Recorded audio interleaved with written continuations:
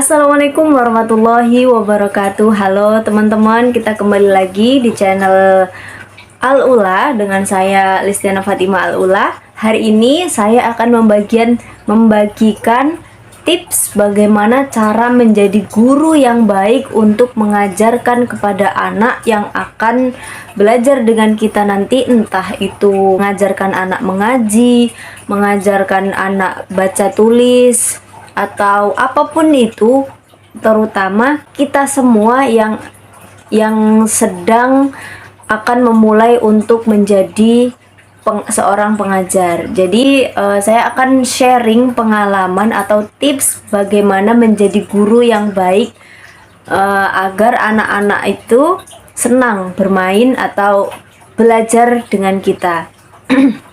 Agar anak-anak itu senang belajar dengan kita. Baik, langsung kita mulai tips menjadi guru yang menyenangkan buat anak-anak. Yang pertama, kita sebagai guru harus pakai teknik yang bervariasi. Jadi teknik yang kita pakai dalam mengajar itu jangan itu aja, tapi ganti-ganti. Kita harus inovatif, kreatif dalam mencari metode pembelajaran. Kemudian sebelum mengajar kita siapkan dulu media penunjang untuk pembelajaran itu agar terlaksana dengan baik. Nah, jadi contohnya ketika kita mengajarkan anak huruf-huruf hijaiyah atau A, B, C, D, huruf hijaiyah ya dalam hal ini. Jadi alangkah baiknya kita sebagai guru kita mencari dulu, membuat dulu media pembelajaran yang bisa menunjang untuk pembelajaran itu terlaksana dengan baik. Contohnya, pakai kartu yang ada huruf-huruf hijaiyahnya dalam satu potongan-potongan. Nah, kita bermain dengan kartu itu. Bagaimana cara kita untuk aktif melakukan pembelajaran dengan media kartu tersebut. Dan ternyata dengan metode kartu itu kita melakukan banyak variasi dalam pembelajaran. Contohnya kita bisa main kartu, tebak-tebakan kartu.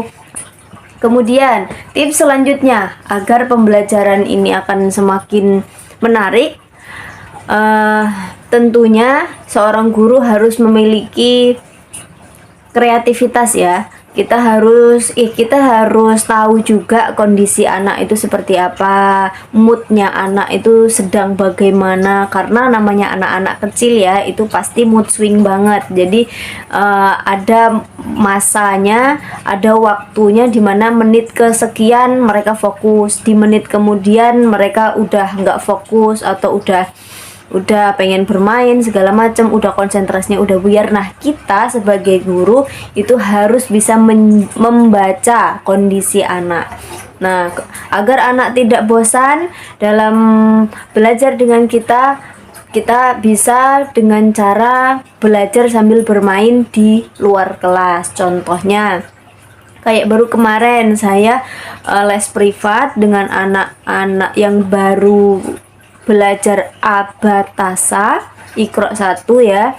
Kita belajar karena saya ngelihat anaknya kayaknya udah bosen nih kalau di dalam rumah terus. Akhirnya saya ajak keluar, tapi kita belajar sambil bermain di luar. Nah, kita harus bisa mengembangkan metode pembelajaran agar anak itu semakin tertarik belajar dengan kita. Kemudian yang selanjutnya, menggunakan metode interaktif. Jadi sebagai guru kita tidak boleh juga hanya menerangkan aja, tapi harus ada komunikasi antara guru dengan anak agar anak itu tidak jenuh, agar anak tidak ngantuk kalau belajar sama kita. Kemudian kita harus siapkan metode untuk merangsang agar siswa itu aktif. Bagaimana caranya? Contoh seperti ini. Kita belajar tentang Iqra 1 ya, misalnya kita agar anak itu aktif, kita kasih game. Contohnya ular-ularan. Nanti ketika ular ini stop di kotak yang mana anak itu harus membaca dengan cepat. Tapi ketika anak itu salah membaca atau kurang tepat menjawabnya, maka kita kasih punishment berupa mungkin hafalan atau apa. Nah, anak itu juga harus aktif bermain game dengan kita. Seperti itu. Anak akan kembali aktif lagi karena anak akan antusias dengan game yang kita berikan. Intinya gamenya juga harus menarik dan menunjang pembelajaran. Baik, seperti itu tadi tips-tips menjadi guru agar anak tetap bahagia, tetap senang belajar dengan kita. Semoga bermanfaat. Assalamualaikum warahmatullahi wabarakatuh.